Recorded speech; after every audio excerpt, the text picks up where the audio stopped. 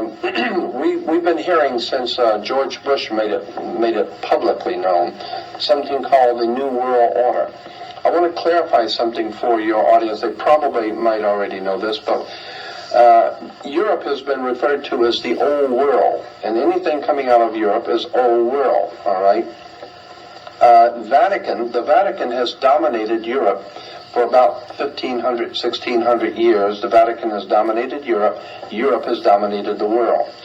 There was a religio-political, economic scheme of things. That was the order of the day. The old banking houses of the Roman Empire, the old, what was some of the families? Arius, Copernicus, Pisos. The Pisos family were a very powerful banking family who were the main brains behind. They were the Rockefellers of the Roman Empire. The Medicis. The Medicis, absolutely. And so when you understand that there was a banking, fraternal, religio-political order that operated throughout the world, and the Vatican sat on top of that, and that was an old world order. Now, with the coming of America, of course, America is referred to as the New World, and so what we have now is a New World Order. And that New World Order implies that there is a fraternal order operating throughout the world, operating out of America, that seeks to, it seeks to take the place of the Old World Order and bring a new order of the world. But you must understand that you cannot have a new order or a new building on the same site as an old building. So you've got to get rid of the old order first and bring in the new order. When you get into that, and I'm sorry, I've got a frog in my throat. That's okay.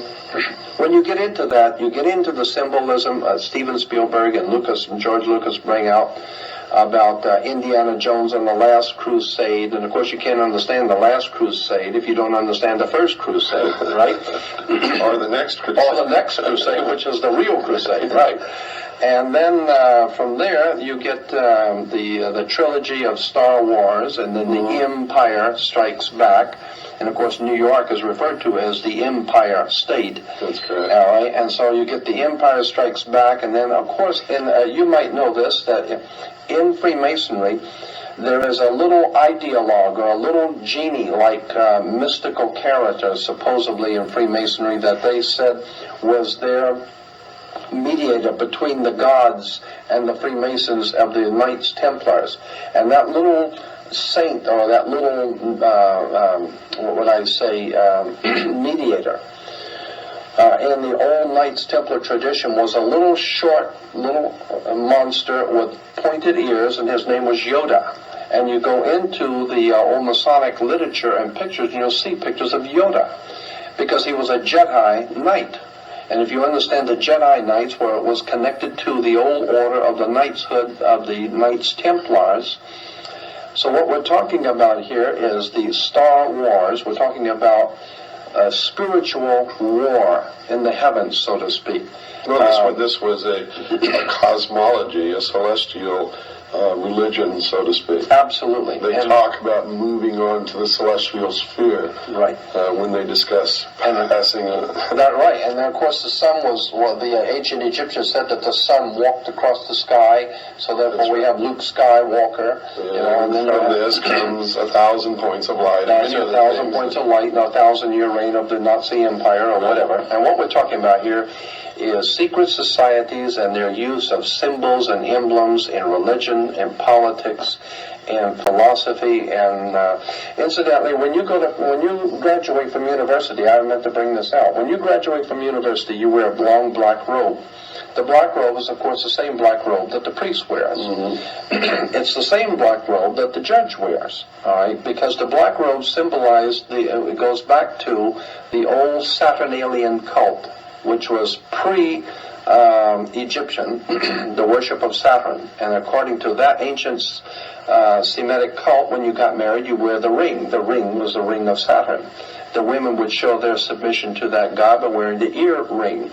That's where we get the idea of the king being crowned. He wears a round crown, or the round circle of the god of Saturn. Saturn, as I said, was assigned the color black. And therefore the black robe is the worship of Saturn, the Saturnalian god. What was I going to say about? Oh yes, and when you graduate with the square martyr board. The square martyr board is always the symbol of the brick masons use the martyr board. And then, of course, when you graduate, you are referred to as an alumni, which comes from the word illumini. You have been illuminated, which basically means you now know what to kiss and when, and how to think, and what to think, and how to act, and you have been properly educated. You belong to the priesthood. That's right. You belong to the priesthood, and if you go along to get along, and don't cause any problems, then you go along to get along, you might get a little, right? That's right, exactly. Nobody else gets anything. And my point is, and I have said this to so many audiences, that there is this country, the United States, has no real enemies in the world.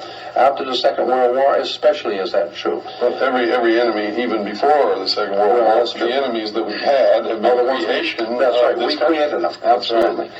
But there is one legitimate, believable enemy that faces America, that the powers behind the throne in this country, in America, are truly afraid of. And this is legitimate. They are totally frightened to death of us, the people, because they realize if the people ever wake up, I mean, something that Joe Kennedy was quoted as saying, something to the effect of beware the American conscience, because if they ever wake up and find out what we're doing, it's going to be hell to play. And so I believe that there is a legitimate enemy that this country perceives, and that's us. People who think too much, people who read too much, and people who talk too much. But that's always the case, though, Jordan, because we know that what's coming is going to be a socialist state. Oh, totally. Every time socialism has won anywhere, the first thing that they've done is that they have literally perverted the intelligentsia, which has brought them to power. And then the first thing that they did is kill the intelligentsia. They killed them. Absolutely. And the intelligentsia aren't very intelligent because they haven't learned this yet, because they're still doing it. But the more we change, the more we stay the same. That's right. We'll come back to that in just a few